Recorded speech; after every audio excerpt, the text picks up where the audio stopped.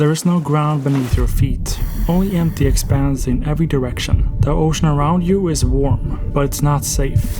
This is the late Cretaceous ocean, a place where life exists at every level of the water column, and where even the smallest mistake can be deadly, because you're not in control here. Something is always moving below you, something is always watching from the distance, and in a world like this, the end is always near.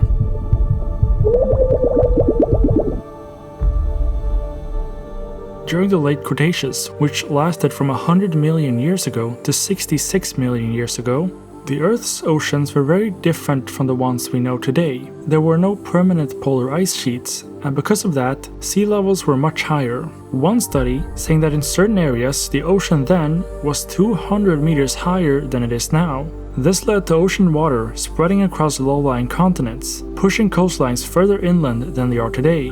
Areas that are now dry land, deserts, or open plains were once covered by shallow seas.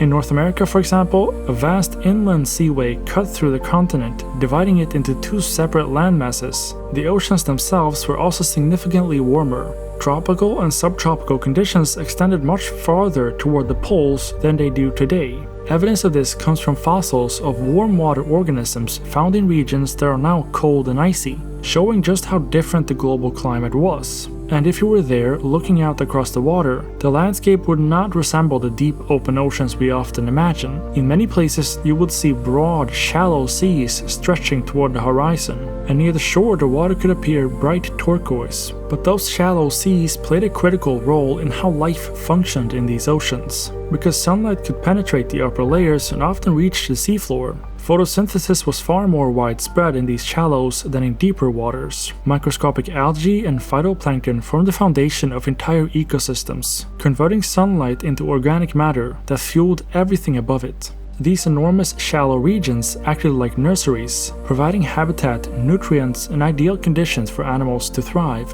This constant flow of energy from photosynthesis allowed the oceans to sustain large and powerful predators. Marine reptiles like Mosasaurus and Plesiosaurs moved through these waters alongside a wide range of sharks and bony fish, all supported by the same underlying food web. At the base of the visible ecosystem were vast numbers of small organisms that formed the foundation of almost all marine life. These included dense schools of small fish, early cephalopods, and countless crustaceans moving across the water in constant motion. Together, they represented an enormous concentration of biomass, and these large concentrations of small animals also provided a consistent food source for larger predators. And as a result, certain species evolved to directly feed on these groups, forming the next level of the ecosystem. One example of a larger predator was the Kocsis, which was a widespread genus of predatory fish that lived throughout the late Cretaceous. It is often referred to as the saber-toothed herring because of long, fang-like teeth that extended from both its upper and lower jaws. Although some species were relatively small, others could reach lengths of around 1.5 meters to 1.7 meters, or about 4 to 5.5 feet. It had a long, streamlined body and large eyes, suggesting it was well adapted to hunting in low-light conditions. And Kocsis likely preyed on smaller fish and squid. It may have lived and hunted in groups, similar to some modern fish. It existed in large numbers across the ocean around the world, from tropical regions to colder waters. And despite being an effective predator itself, Kocsis was also an important source of food for larger animals. Fossil evidence shows it was commonly eaten by marine reptiles such as Mosasaurus and Elasmosaurids, as well as sharks and seabirds. This made this species a key link within the food chain, transferring energy from smaller organisms to the largest predators in the ocean. Common predators of the Kocsis was the Elasmosaurids, which were a group of long-necked plesiosaurs that lived throughout much of the Cretaceous period, from around 130 to 66 million years ago, and depending on the species, they could reach lengths of roughly 5 to 12 meters or about 16 to 40 feet, making them some of the larger marine animals of their time. Elasmosaurids were fully adapted to life in the ocean, with streamlined bodies and large flippers that made them efficient swimmers. They most likely relied mainly on their front flippers for movement, while the rear flippers helped them with balance and control. Their bodies were built for steady, energy-efficient swimming, rather than speed, and evidence suggests they were able to maintain a stable body temperature, allowing them to remain active for long periods. Elasmosaurids likely also used a range of different hunting strategies depending on their environment. Their long necks allowed them to feed close to the seafloor, moving slowly along the bottom and using their heads to search for prey hidden in the sediment. In open water, they may have hunted more actively, pulling their necks back before striking forward, or possibly even swiping side to side to catch or stun prey. They may have also hunted from below, staying hidden in darker water while looking upward, where prey would be easier to spot against the light from the surface. Their eye placement at the top of their heads suggests they were well adapted to this, allowing them to track movement above them before moving in. They likely fed on small fish and squid, swallowing prey whole rather than tearing it apart. Within its environment, elasmosaurids occupied a role as a mid to high level predator, feeding on abundant smaller animals and helping to regulate their populations. However, despite its size, it was not at the top of the food chain. Larger predators such as Mosasaurus and Cretaceous would have posed a serious threat, meaning elasmosaurids may have at times become prey within these oceans.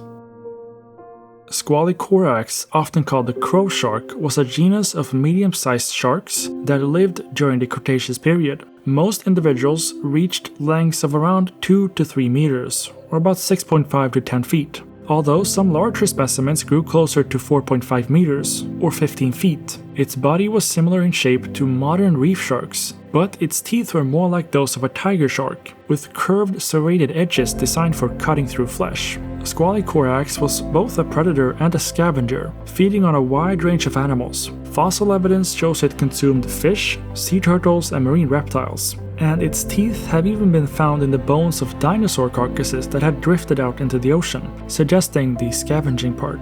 This flexibility in feeding behavior made Squalicorax an important part of the ecosystem, capable of taking advantage of almost any available food source in the seas it inhabited. The Mosasaurus was the most iconic genera within the mosasaur family, living during the late Cretaceous, between roughly 82 and 66 million years ago. Over time, mosasaurs became some of the dominant marine predators of their environment, especially as earlier groups like pliosaurs declined. The largest species of Mosasaurus, Mosasaurus hoffmanni, could reach lengths of around 11 to 13 meters, or about 36 to 42 feet, making it one of the most dominant predators of the late Cretaceous oceans. Mosasaurus was an active predator with a broad and flexible diet. Fossil evidence shows it fed on fish, sharks, cephalopods, sea turtles, seabirds, and other marine reptiles, including smaller mosasaurs. It likely relied on ambush-style hunting, using its vision to detect movement before launching sudden attacks.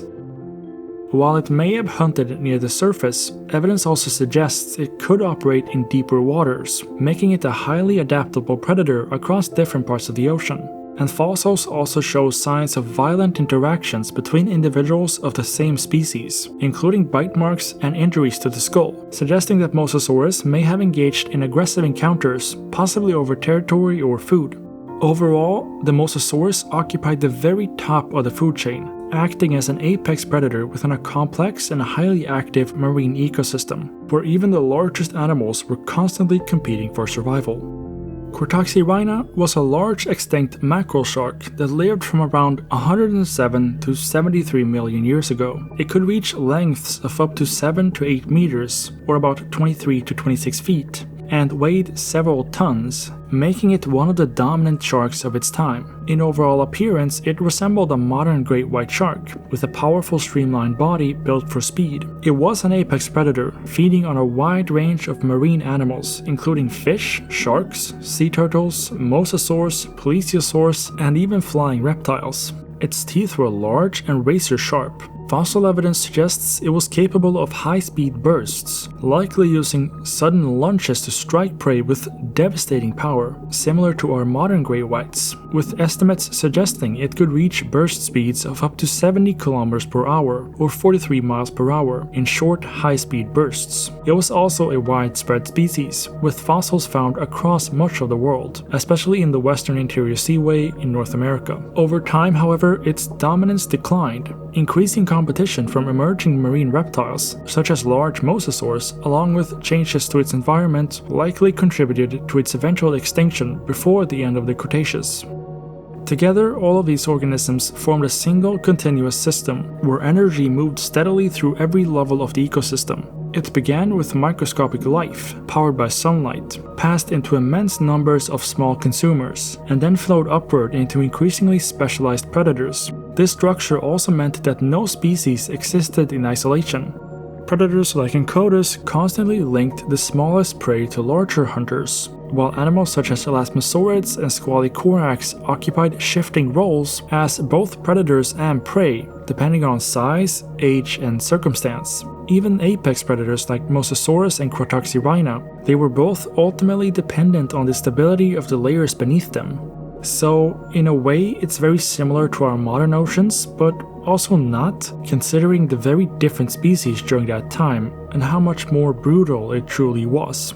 Thank you for watching, have a good rest of your day, and see you next time.